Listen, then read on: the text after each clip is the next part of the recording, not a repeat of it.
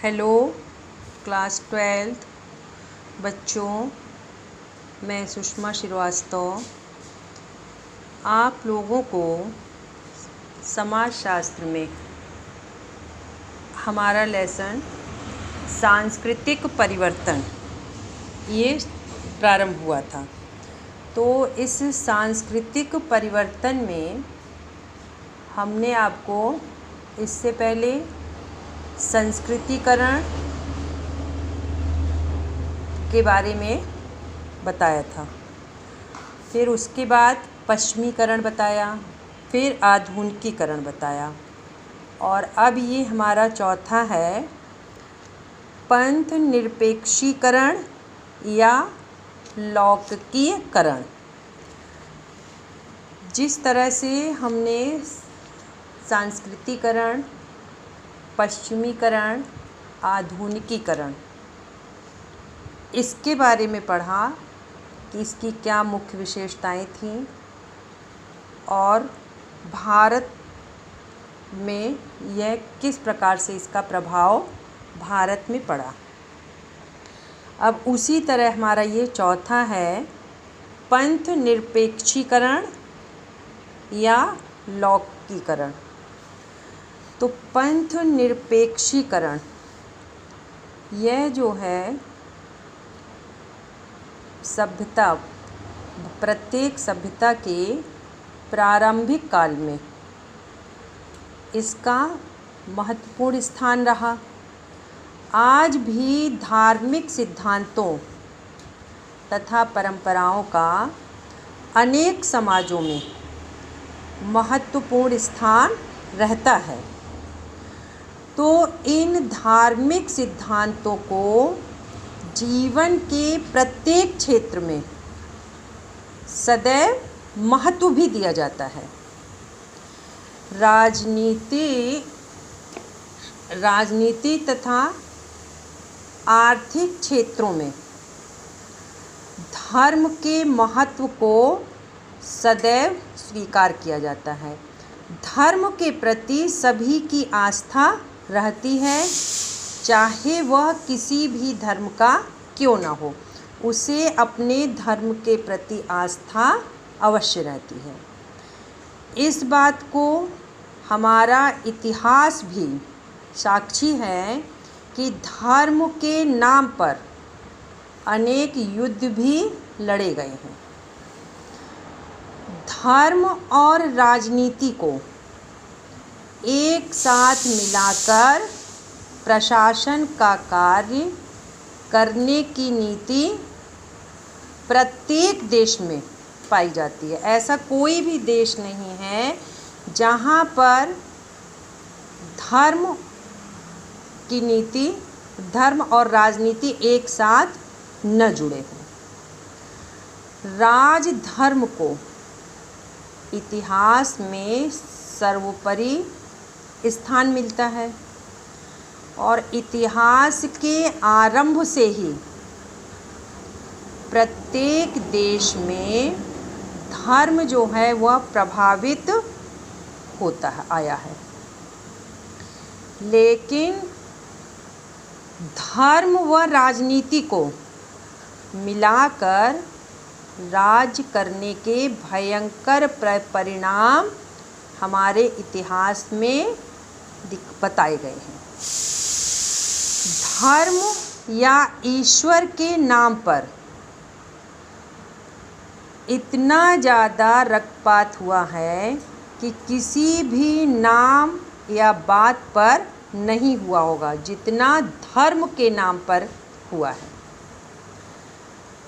तो रक्तपात को रोकने के लिए तथा कल्याणकारी राज्य की भावना उत्पन्न होने से धर्म प्रभावित राज्य धीरे धीरे लोप होने लगे। इधर विज्ञान का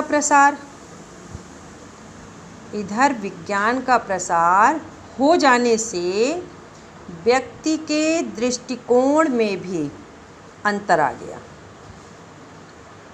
औद्योगिकरण तथा नगरीकरण के कारण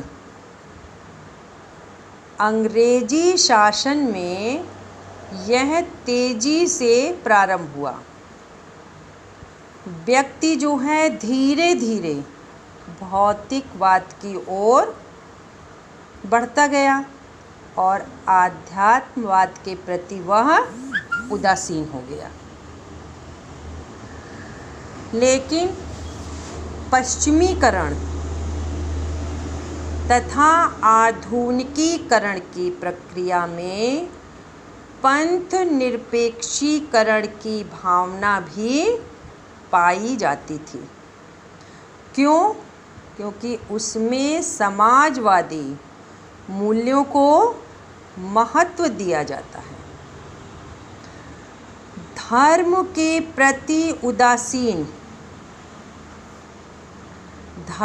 प्रति उदासीनता आ जाने से प्राचीन धार्मिक रीति रिवाज जो हैं वह प्रभावित होने लगे। पेशों के आधार पर संगठन बनने लगे। जाति के बंधन ढीले पड़ गए। रंग, जाति, लिंग भेद को भुलाकर व्यक्तिगत प्रक्रिया को ध्यान में रखकर व्यक्तियों को ऊंचे पद या सामाजिक स्थिति प्रदान की जाने लगी। फिर उसके बाद जो है धीरे धीरे यह व्यक्तियों को ऊंचे पद या सामाजिक स्थिति प्रदान की जाने लगी। इससे धर्म के स्थान पर योग्यता की प्राथमिकता बढ़ने लगी। तो पंथ निरपेक्षीकरण उस भावना का नाम है। पंथ निरपेक्षीकरण उस भावना का नाम है जिसके द्वारा पूर्व प्रचलित धार्मिक मान्यताओं को परिवर्तित करके धर्म को प्रभावहीन कर दिया गया और धर्म, लिंग, जाति का भेदभाव मिटाकर योग्यता की ही प्राथमिकता हो गई। लेकिन पंथ निरपेक्षीकरण या लौकिक विचारधारा के महत्व में वृद्धि होना प्रारंभ हुआ। तो पंथ निरपेक्षीकरण में वह अन्य पक्ष एक दूसरे से पृथक हो जाते हैं तथा लोगों के चिंतन में तर्क की प्रधानता हो जाती है। तो इस पे हमारे जो हैं M.N. श्रीनिवास ने कहा है, क्या कहा है कि पंथ निरपेक्षीकरण शब्द से यह तात्पर्य है कि जो कुछ पहले धार्मिक माना जाता था अब वैसा नहीं माना जा रहा है। जो कुछ पहले धार्मिक माना जाता था अब वो वैसा नहीं माना जा रहा है। उसका तात्पर्य विभेदीकरण की प्रक्रिया से हो गया है जो समाज के विभिन्न पहलुओं आर्थिक, राजनीतिक, कानूनी और नैतिक के प्रति संबंध में अधिक पृथक होते दिखाई पड़ते हैं। फिर श्रीनिवास ने पंथ निरपेक्षीकरण को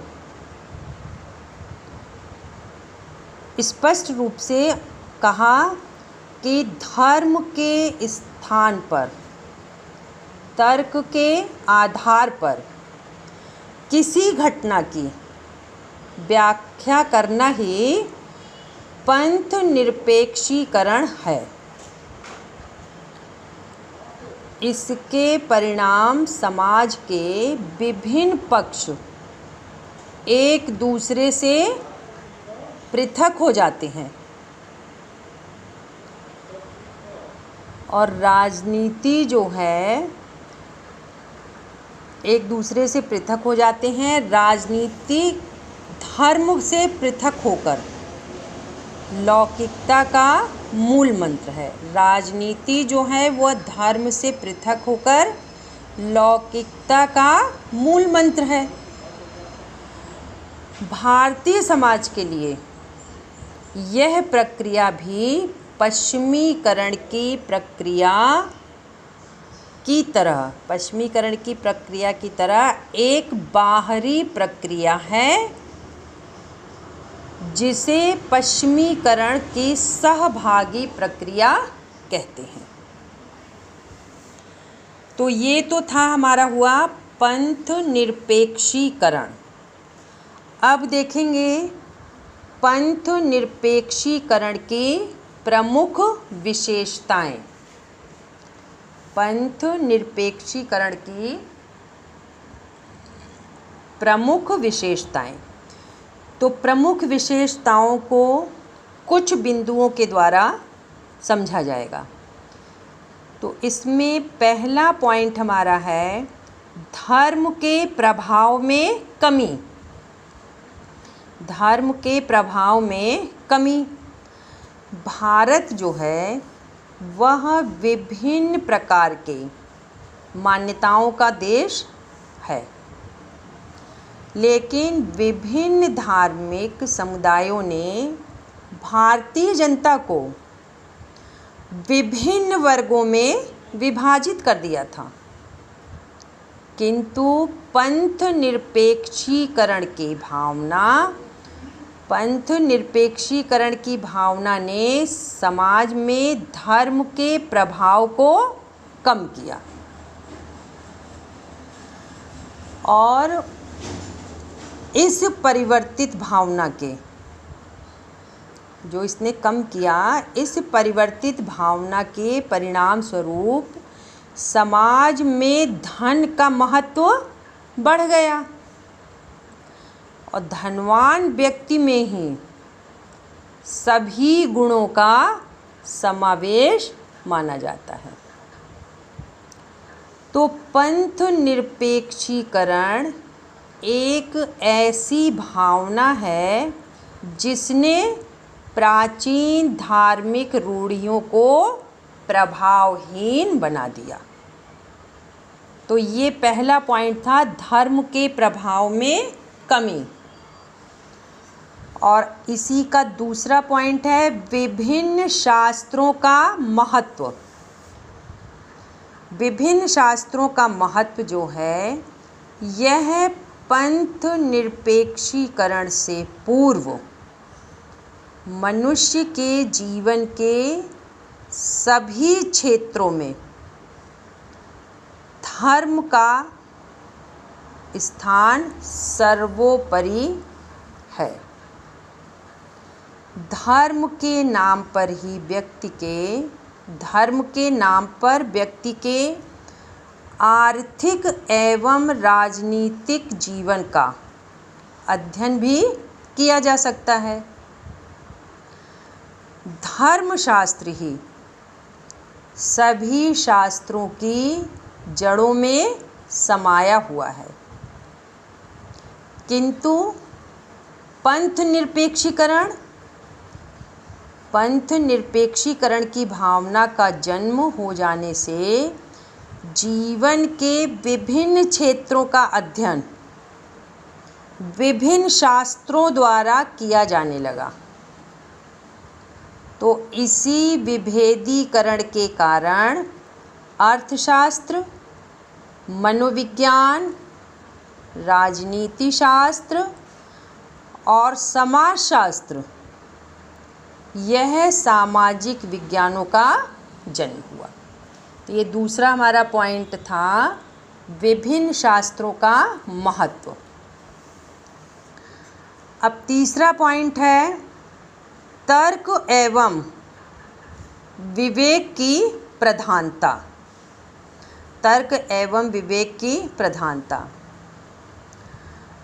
तो व्यक्ति धर्म की बातों को आँख बंद करके मानता है। धर्म के ऊपर उसका इतना विश्वास है कि उसे वह आँख बंद करके भी स्वीकार कर लेता है।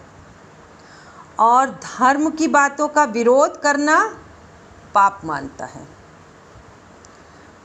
लेकिन धर्म निरपेक्षीकरण की पंथ निरपेक्षीकरण की जो भावना से प्रभावित होकर व्यक्ति की बौद्धिक विकासशीलता में जो वृद्धि हुई, उससे व्यक्ति प्रत्येक बात को सोच विचार करके ही ग्रहण करता है। तो ये कहा जाएगा कि पंथ निरपेक्षीकरण की प्रक्रिया से विवेकशीलता को प्रोत्साहन मिला और जन सामान्य में तार्किक एवं वैज्ञानिक दृष्टिकोण का विकास हुआ। तो ये था तर्क एवं विवेक की प्रधानता। अब चौथा है वैज्ञानिक आविष्कारों का महत्व। वैज्ञानिक आविष्कारों का महत्व ये भी पंथ निरपेक्षीकरण की ही विशेषता है। इस प्रक्रिया ने विज्ञान के अध्ययन को महत्व दिया और वैज्ञानिक दृष्टिकोण से सभी क्षेत्रों में विकास किया जाता है। तो इसलिए जीवन के सभी क्षेत्रों में धर्म का महत्व घट गया और वैज्ञानिक दृष्टिकोण से पंथ निरपेक्षीकरण का स्थान महत्वपूर्ण हो गया। तो ये था वैज्ञानिक आविष्कारों का महत्व। पांचवा है वैयक्तिक गुणों की प्रधानता। वैयक्तिक गुणों की प्रधानता जो है यह पंथ निरपेक्षीकरण से धर्म का प्रभाव जब कम हो जाता है तो व्यक्ति के गुणों का महत्व दिया जाने लगता है। किसी भी स्थान पर किसी व्यक्ति की नियुक्ति उसके गुण के आधार पर की जाती है, उसके धर्म और उसकी जाति के आधार पर नहीं होती है। तो ये हम कह सकते हैं कि व्यक्ति की प्रदत्त विशेषताओं को अपेक्षा अर्जित गुण अधिक महत्वपूर्ण हो गए। और अब छठवां है लोक हितकारी राज्य की कल्पना। तो लोक हितकारी राज्य की कल्पना जो है यह भी पंथ निरपेक्षीकरण की भावना में किसी भी धर्म की प्राथमिकता नहीं दी जाती है। इसलिए राज्य का दृष्टिकोण अधिकतम व्यक्तिवादियों का अधिकतम हित करना हो जाता है। तो पंथ निरपेक्षीकरण अथवा धर्म निरपेक्षता की भावना लोक हितकारी राज की भावना को जन्म देती है। तो ये था लोक हितकारी राज्य की कल्पना। तो इसकी विशेषताओं में ये 6 बिंदुओं के अंतर्गत इसकी विशेषताओं को हमने जाना।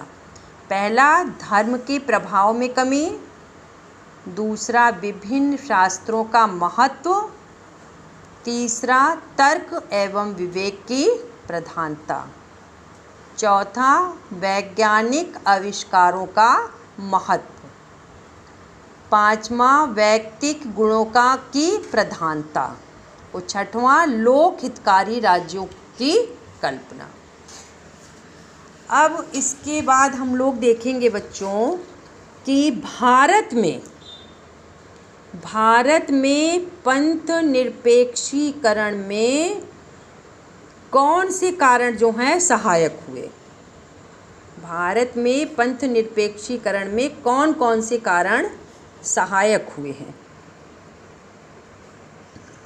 तो इसके लिए भारत में पश्चिमीकरण के परिणाम स्वरूप धर्म का प्रभाव पहले की अपेक्षा काफ़ी कम हो रहा है।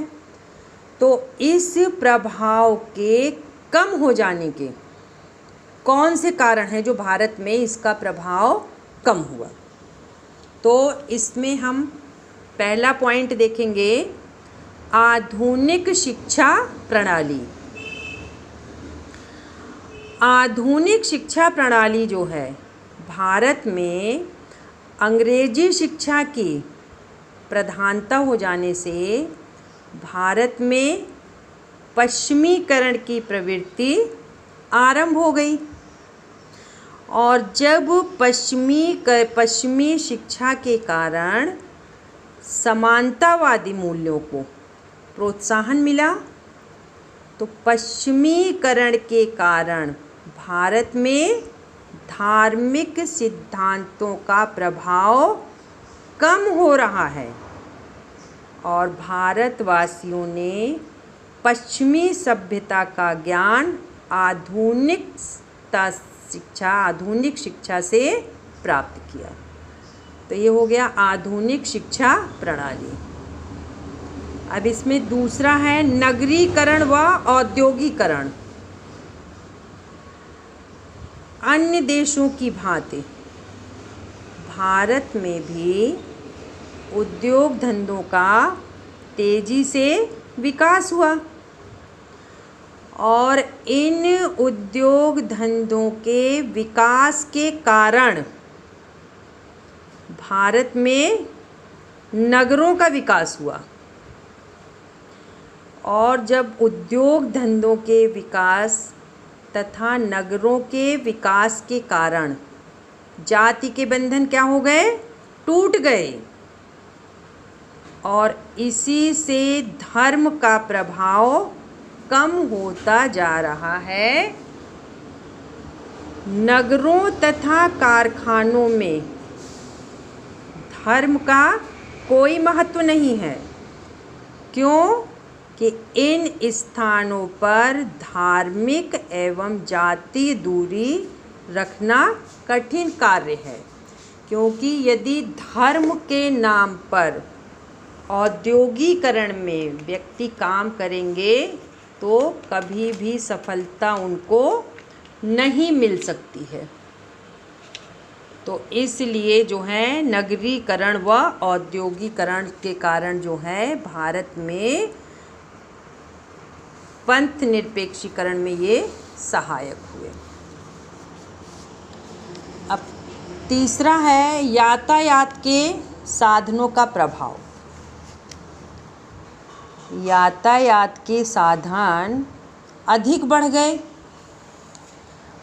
और इन साधनों की वृद्धि के कारण एक संस्कृति के लोग दूसरी संस्कृति के लोगों से मिलने लगे और यह संस्कृति के लेन देन से धर्मों का प्रभाव भी कम हो गया। तो इन साधनों का प्रयोग जो है करते समय कोई जाति दूरी रखना कठिन है। क्यों? क्योंकि बस में जाति के अनुसार नहीं, धर्म के अनुसार नहीं, सभी लोग एक साथ बैठ कर के यात्रा करते हैं। फिर चौथा है विभिन्न समाज सुधार आंदोलन। विभिन्न समाज सुधार आंदोलन तो भारतीय समाज में हिंदुओं का उत्थान करने वाले अनेक समाज सुधारक आंदोलन हुए और इन समाज सुधारकों ने भारत में जाति पाति तथा धार्मिक अंधविश्वास का खंडन किया। इससे धार्मिक सिद्धांतों का प्रभाव कम हो गया। फिर पांचवा है विभिन्न सामाजिक अधिनियम।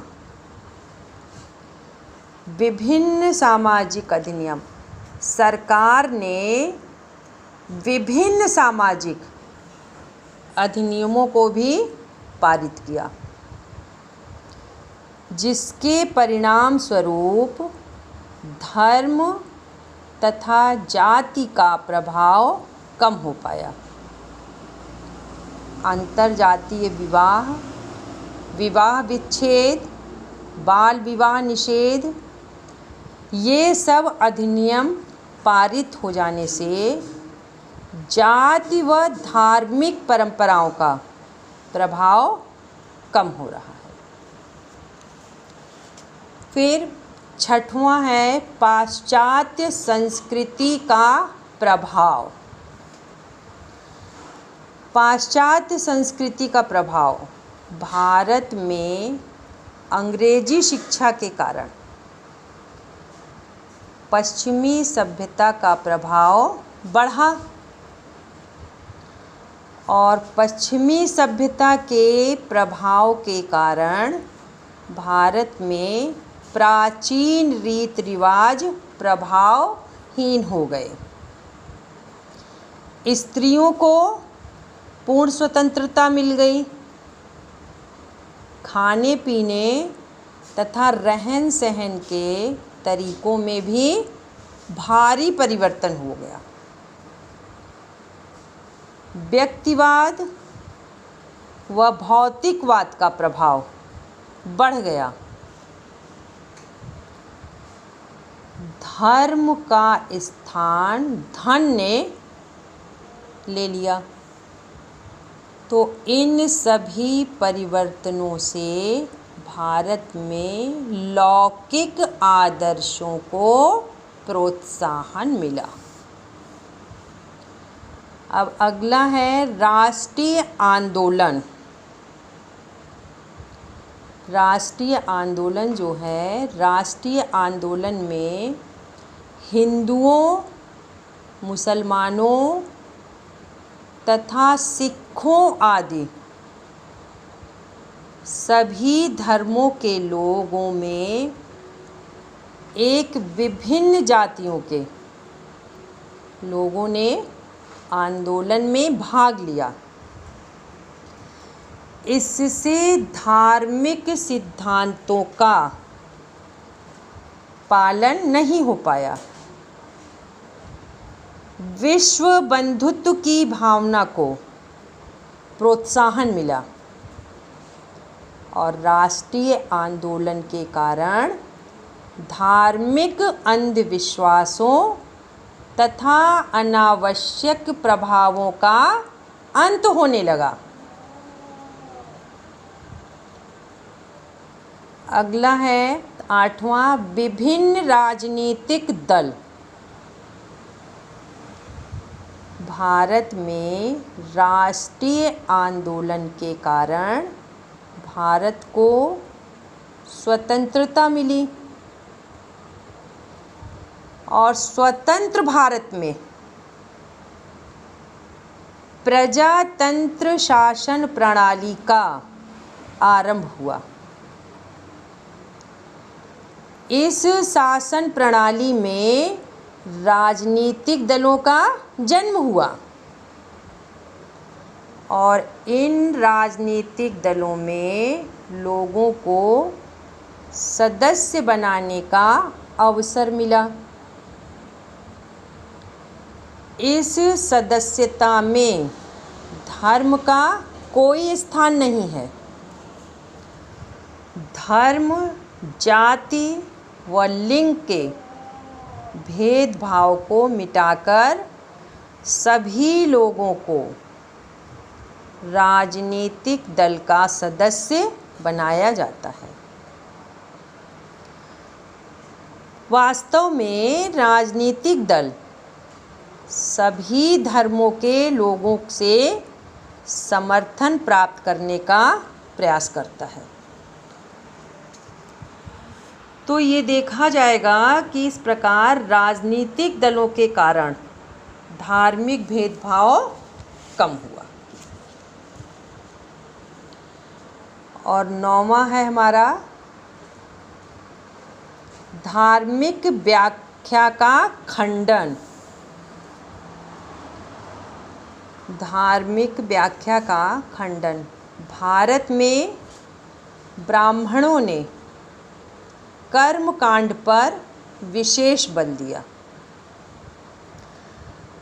धार्मिक आडंबरों के कारण समाज में धर्म की प्राचीन व्याख्या का खंडन किया गया।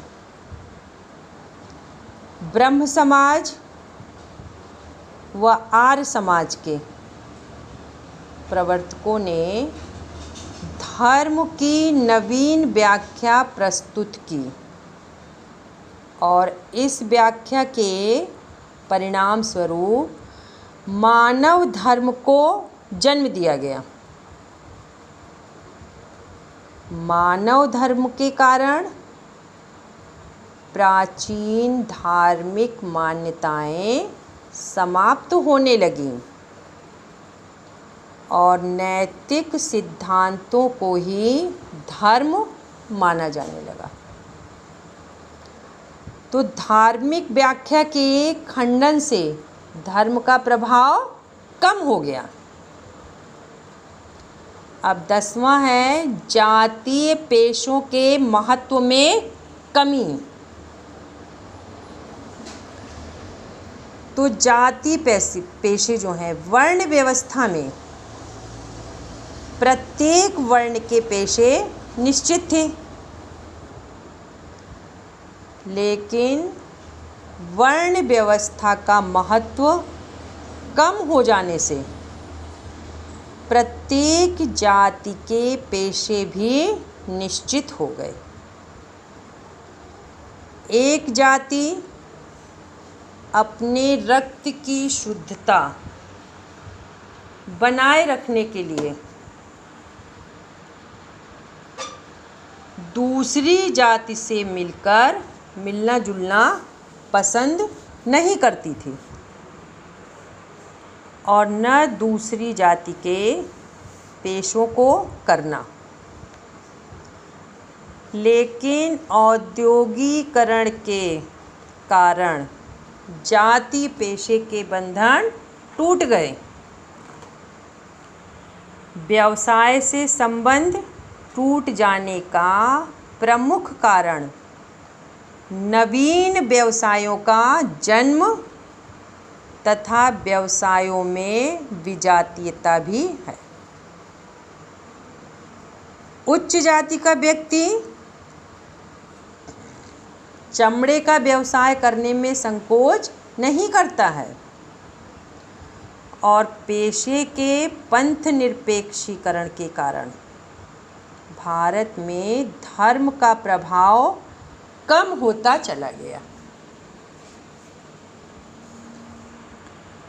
फिर 11वां है भारतीय रियासतों का एकीकरण। भारतीय रियासतों का एकीकरण। तो भारत में स्वतंत्र रियासतों का महत्व था। इन रियासतों के शासन पुरोहितों के संरक्षक थे, इसलिए धर्म का राजनीति पर विशेष प्रभाव था और इस प्रभाव के कारण भारत में राज्य धर्म द्वारा प्रभावित हो रहे लेकिन स्वतंत्रता प्राप्ति के उपरांत रियासतें भारतीय संघ में विलीन हो गईं। और भारत में धर्मनिरपेक्ष राज्य की स्थापना हो गई। तो ये हम पढ़ रहे थे बच्चों, भारत में पंथ निरपेक्षीकरण में कौन कौन से कारण जो हैं वह इसमें सहायक हुए। तो पहला हमने पढ़ा आधुनिक शिक्षा प्रणाली, दूसरा पढ़ा नगरीकरण व औद्योगिकरण, और तीसरा हमने पढ़ा यातायात के साधनों का प्रभाव, चौथा विभिन्न समाज सुधार आंदोलन, पांचवा विभिन्न सामाजिक अधिनियम, छठवां पाश्चात्य संस्कृति का प्रभाव, सातवां राष्ट्रीय आंदोलन, आठवां विभिन्न राजनीतिक दल, नौवां धार्मिक व्याख्या का खंडन, दसवां जातीय पेशे के महत्व में कमी, और 11वां भारतीय रियासतों का एकीकरण। ये हमने जो है इसके भारत में इसकी कमी के कारण पढ़े थे, किन कारणों से भारत पर इसका प्रभाव पड़ा। अब यहाँ पर हम देखेंगे अगला टॉपिक है हमारा संस्कृतिकरण एवं पश्चिमीकरण में अंतर। संस्कृतिकरण एवं पश्चिमीकरण में अंतर। तो अंतर के लिए देखेंगे संस्कृतिकरण में क्या पाया जाए। संस्कृतिकरण भारतीय समाज में होने वाली एक अंतःजनित प्रक्रिया है। इसका स्रोत स्वयं भारतीय समाज में ही विद्यमान होता है। और पश्चिमीकरण क्या है? पश्चिमीकरण भारतीय समाज में होने वाली एक बाह्यजनित प्रक्रिया है। इसका स्रोत भारतीय समाज के बाहर अर्थात पश्चिमी देश से होता है। फिर संस्कृतिकरण में दूसरा है संस्कृतिकरण एक अत्यंत प्राचीन प्रक्रिया है।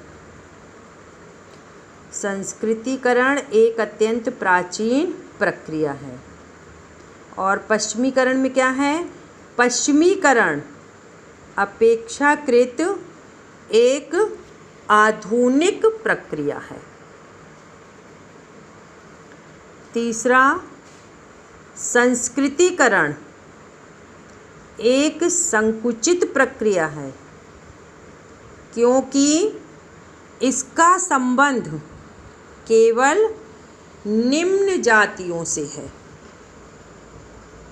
और पश्चिमीकरण एक विस्तृत प्रक्रिया है, क्योंकि इसका संबंध समाज की सभी जातियों से है। चौथा संस्कृतिकरण में निम्न जाति किसी उच्च जाति का अनुकरण करके अपना परंपरागत सामाजिक स्तर ऊंचा करने का प्रयास करती है। लेकिन पश्चिमीकरण में सभी जातियां पश्चिमी संस्कृति का अनुसरण करने का प्रयास करती है। पांचवा श्रीनिवास के अनुसार संस्कृतिकरण से केवल पद मूलक परिवर्तन होते हैं, संरचनात्मक नहीं। लेकिन पश्चिमीकरण से पद मूलक तथा संरचनात्मक दोनों प्रकार के परिवर्तन होते हैं। छठवां, संस्कृतीकरण में आदर्श प्रतिमान उच्च वर्ग अथवा स्थानीय प्रभु जाति होती है और पश्चिमीकरण में आदर्श प्रतिमान कोई पश्चिमी देश होता है। सातवां, संस्कृतीकरण में शुद्धतावादी आदर्शों का महत्व दिया जाता है, लेकिन पश्चिमीकरण में लौकिक आदर्शों को महत्व दिया जाता है। आठवां, संस्कृतीकरण द्वारा अपेक्षाकृत कम गतिशीलता आती है, लेकिन पश्चिमीकरण में अपेक्षाकृत अधिक गतिशीलता आती है। नौवां, संस्कृतीकरण की विपरीत प्रक्रिया को असंस्कृतीकरण कहते हैं, लेकिन पश्चिमीकरण की कोई विपरीत प्रक्रिया नहीं है।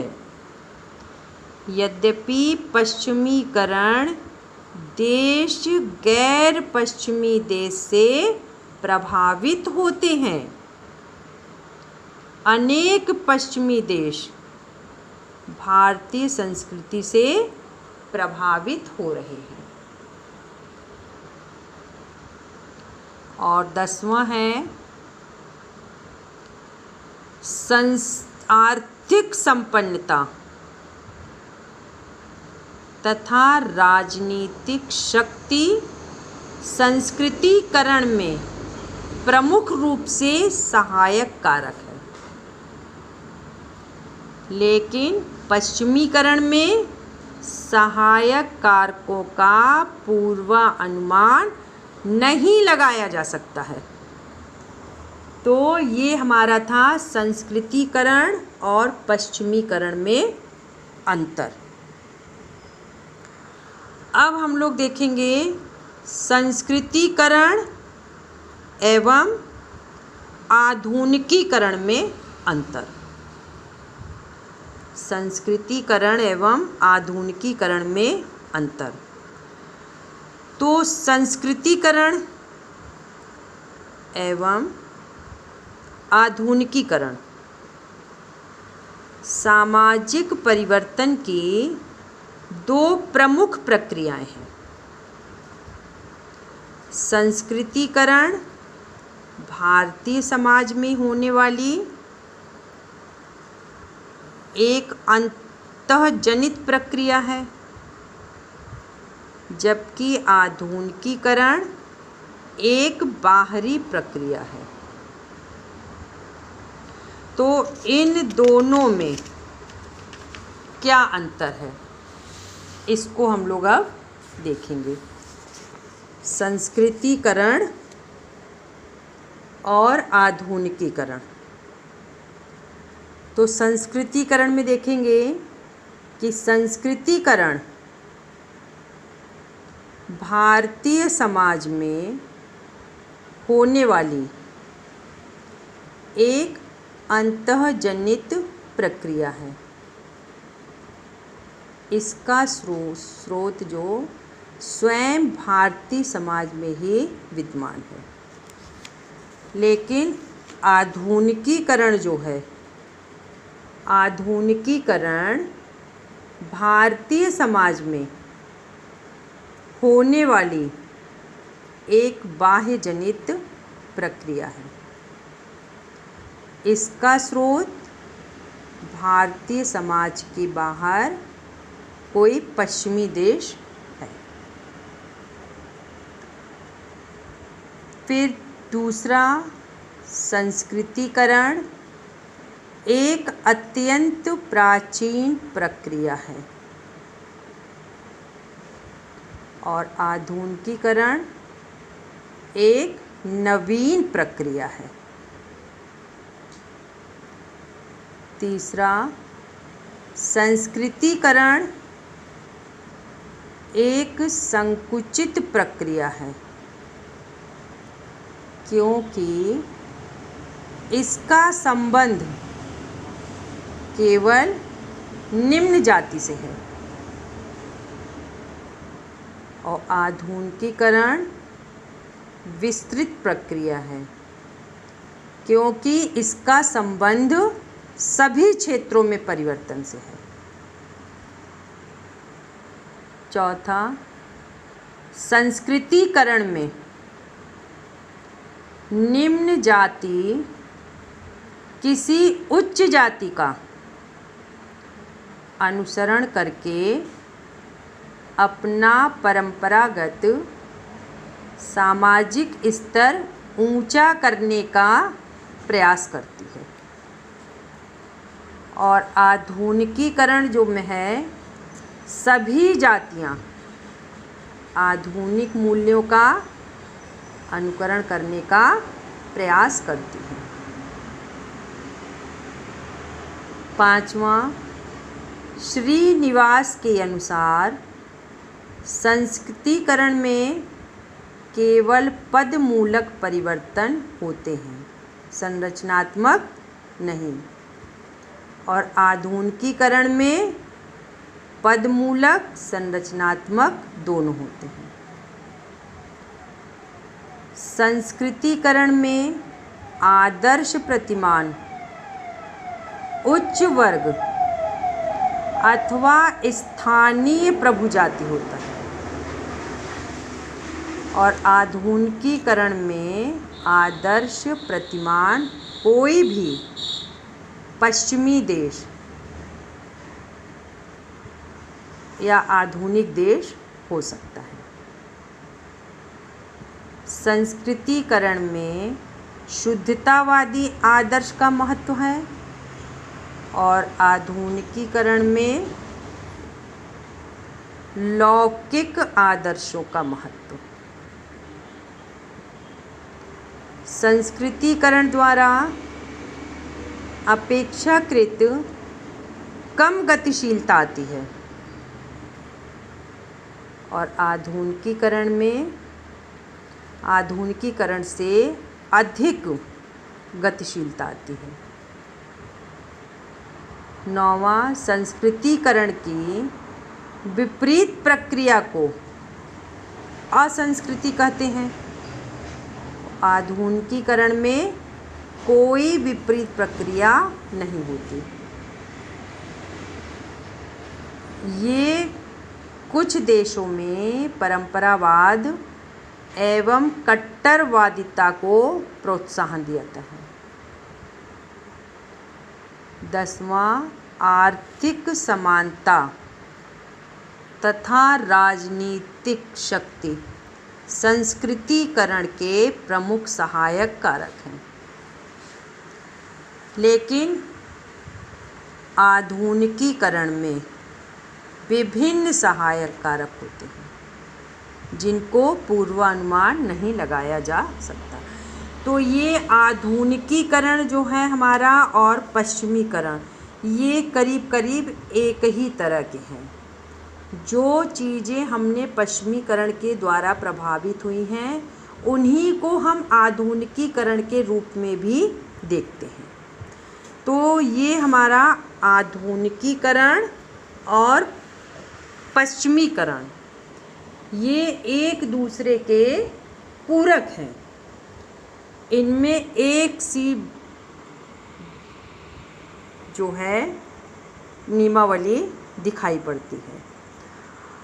अब आप लोगों को बताएं बच्चों कि संस्कृतिकरण क्या है, इसको बता देते हैं।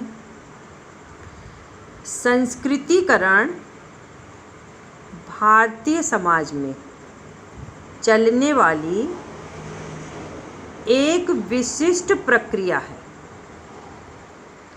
जिसके माध्यम से समाज की निम्न जातियां समाज के जातीय संस्तरण में उच्च स्थान प्राप्त करने का प्रयास करते हैं। तो इस प्रकार निम्न जाति के सदस्य उच्च जाति के रहन सहन तथा व्यवहार प्रतिमान का अनुकरण करते हैं। ये है हमारा संस्कृतिकरण। फिर हमारे पाठ में आया था प्रभु जाति। प्रभु जाति जो है ये क्या है, किसी क्षेत्र में सत्ता संपन्न जाति को प्रभु जाति के रूप से जाना जाता है। सामान्य रूप से प्रभु जाति के सदस्य का क्षेत्र में पर्याप्त भूमि स्वामित्व होता है तथा उस जाति की सदस्य संख्या भी पर्याप्त होती है। तो ये तो प्रभु जाति। अब है आधुनिकीकरण। आधुनिकीकरण जो है यह सामाजिक परिवर्तन की एक प्रक्रिया है जिसके माध्यम से पुरातन पर परंपरावादी समाज आधुनिक समाज का रूप ग्रहण करते हैं और आधुनिकीकरण की प्रक्रिया निरंतर रूप से चलने वाली एक सापेक्ष प्रक्रिया है। अब है पश्चिमीकरण। पश्चिमीकरण जो है वह सामाजिक परिवर्तन की वह प्रक्रिया है जो भारतीय समाज के पाश्चात्य संस्कृति एक समाज के संपर्क तथा संघात के परिणाम स्वरूप संपन्न हुई है। और फिर पंथ निरपेक्षीकरण बता दें आप लोगों को कि पंथ निरपेक्षीकरण उच्च सोच विचारधारा से है जिसके परिणाम स्वरूप उन क्षेत्रों में तर्क के आधार पर निर्णय लिए जाने लगते हैं। जिस क्षेत्र में अब तक धार्मिक विचारधारा को प्राथमिकता दी जाती है, यह पंथ निरपेक्षीकरण है। फिर है सामाजिक आंदोलन। ये क्या है? सामाजिक आंदोलन जन समूह द्वारा किए गए चेतन प्रयासों से जो सामूहिक क्रिया द्वारा जानबूझकर सामाजिक संरचना में परिवर्तन लाते हैं। फिर हमारा है सुधार आंदोलन। सुधार आंदोलन जो है समाज में प्रचलित कुप्रथाओं, कुपरंपराओं आदि के उन्मूलन के लिए जनसाधारण द्वारा संगठित रूप में किए गए प्रयासों को सुधार आंदोलन कहा जाता है। फिर सती प्रथा। भारतीय समाज में प्रचलित उस कुप्रथा को सती प्रथा के रूप में जाना जाता है जिसके कारण विधवा स्त्री को पति की चिता में जीवित ही जलाए जाने का प्रचलन था। तो ये हमारा लेसन सामाजिक परिवर्तन ये बच्चों समाप्त हो गया है। सामाजिक परिवर्तन, और इसमें जो है आपको सामाजिक परिवर्तन लेसन हमारा जो है संपन्न हुआ। अब आप लोगों को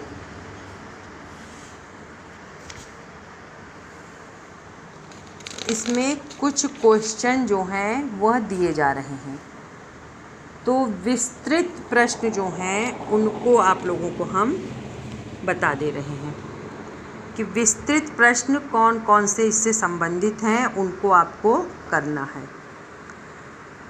पहला, 19वीं और 20वीं शताब्दी के 19वीं और 20वीं शताब्दी के प्रारंभ में किस प्रकार के समाज सुधार आंदोलन हुए थे। दूसरा, भारत में विभिन्न समाज सुधार आंदोलनों का सांस्कृतिक परिवर्तन में क्या योगदान है। तीसरा, सामाजिक परिवर्तन के निर्णायक के रूप में संस्कृति की व्याख्या कीजिए। चौथा, संस्कृति से क्या आशय है। संस्कृति की प्रमुख विशेषताओं का उल्लेख कीजिए। फिर अगला, सामाजिक परिवर्तन किसे कहते हैं। सामाजिक एवं सांस्कृतिक परिवर्तन में पाए जाने वाले संबंधों को स्पष्ट कीजिए। फिर अगला, संस्कृतिकरण की प्रक्रिया के परिणाम स्वरूप भारतीय समाज में होने वाले परिवर्तनों का वर्णन कीजिए। फिर है, पश्चिमीकरण से आप क्या समझते हैं। पश्चिमीकरण की विशेषताओं का उल्लेख कीजिए। और फिर इसी में यह है कि पश्चिमीकरण ने भारतीय समाज एवं संस्कृति के सभी पक्षों को प्रभावित किया। स्पष्ट कीजिए। फिर आइए, आधुनिकीकरण किसे कहते हैं। इसकी प्रमुख विशेषताएं बताइए। भारत में आधुनिकीकरण तथा सांस्कृतिक परिवर्तन बताइए। फिर है, पंथ निरपेक्षीकरण से क्या समझते हैं। इसकी प्रमुख विशेषताएं और भारत में इसके सहायक कारण बताइए। तो ये आपका हो गया प्रश्न। इसी तरह से आपके लघु उत्तरी भी हैं प्रश्न। 19वीं शताब्दी के आंदोलन से परिवार एवं विवाह में क्या परिवर्तन हुए। दूसरा, 19वीं शताब्दी के आंदोलन से जाति व्यवस्था में क्या परिवर्तन हुए। तीसरा, समाज सुधार आंदोलनों ने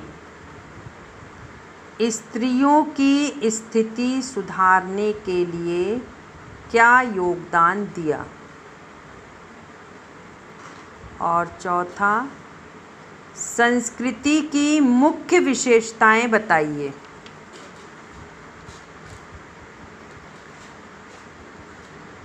फिर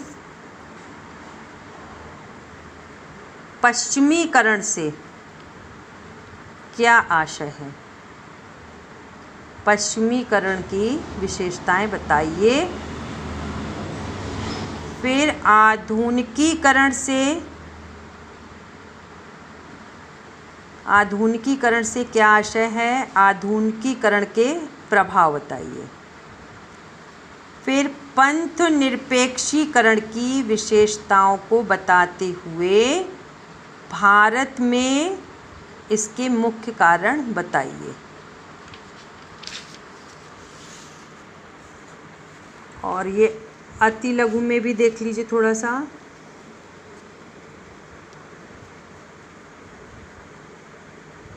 उन्नीसवीं शताब्दी में भारतीय समाज में कौन कौन सी मुख्य कुरीतियाँ प्रबल थीं? अगला, समाज सुधार आंदोलनों की सफलता में संचार माध्यमों की भूमिका क्या थी?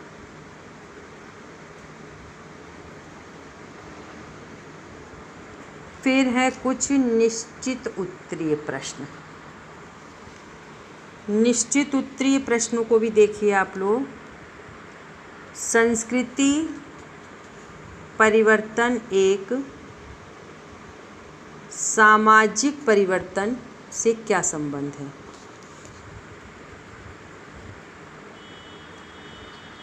फिर आधुनिक बनने की प्रक्रिया को क्या कहा जाता है? मॉडर्नाइजेशन ऑफ इंडियन ट्रेडिशन नामक पुस्तक के लेखक कौन हैं? फिर है दी पासिंग ऑफ ट्रेडिशनल सोसाइटी नामक पुस्तक के लेखक कौन हैं? भारत में राजनीति आधुनिकीकरण का अध्ययन करने वाले विद्वान का नाम बताइए। फिर है social change in modern India नामक पुस्तक के लेखक कौन हैं?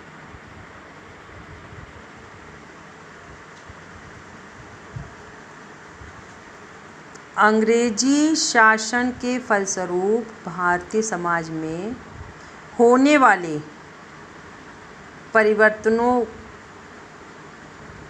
को किस विद्वान ने पश्चिमीकरण कहा? फिर इसी तरह से कुछ बहुविकल्पी प्रश्न भी हैं आप लोगों के। समाज में कोई परिवर्तन लाने या किसी प्रचलन का विरोध करने के लिए किया जाने वाला संगठित प्रयास क्या कहलाता है? उत्तर में सामाजिक आंदोलन। फिर 19वीं सदी का मुख्य आंदोलन, तो मुख्य आंदोलन में आपका ब्रह्म समाज, आर्य समाज, प्रार्थना समाज ये हैं। फिर है आपका 19वीं शती नहीं, पुणे में प्रथम महिला विद्यालय किसने स्थापित किया? पुणे में प्रथम महिला विद्यालय किसने स्थापित किया था? ज्योतिबा फूले ने। संस्कृति हमारे दैनिक व्यवहार में कला, साहित्य, धर्म, मनोरंजन और आनंद में पाए जाने वाले रहन सहन और विचार के ढंगों में हमारी प्रकृति की अभिव्यक्ति है। ये किसने कहा है? मैकाइवर एवं पेज ने। फिर है संस्कृत की विशेषता क्या है? सीखा हुआ। संस्कृति की विशेषता है सीखा हुआ गुण तथा भारतीय प्रतिमान, हस्तांतरण और विशेषता, परिवर्तन और आदर्शवाद। फिर कला, विज्ञान, तकनीकी, दर्शन आदि में होने वाले परिवर्तन को क्या कहा जाता है? सांस्कृतिक परिवर्तन। फिर सामाजिक तथा सांस्कृतिक परिवर्तन में अंतर, क्षेत्र में अंतर है, विषय वस्तु में अंतर है, व्यापकता में अंतर है।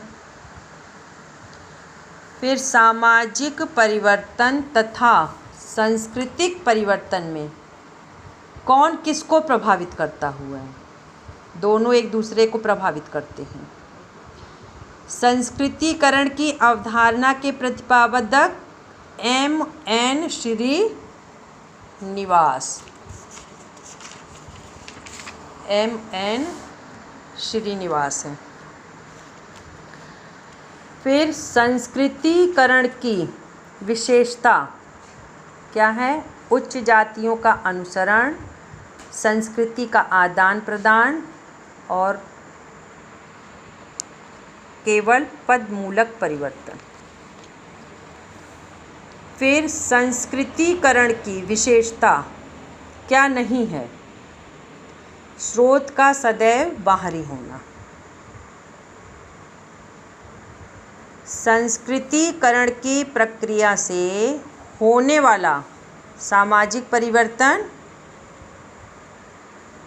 नवीन उपजातियों का जन्म, रीति रिवाजों का जन्म और निम्न जातियों का उत्थान। प्रभु जात की अवधारणा के प्रतिपादक M.N. श्रीनिवास। फिर उच्च वर्ण अथवा उच्च जाति को आदर्श मानकर निम्न जाति द्वारा अपनी सामाजिक स्थिति को ऊंचा करने के प्रयास क्या है? संस्कृतिकरण।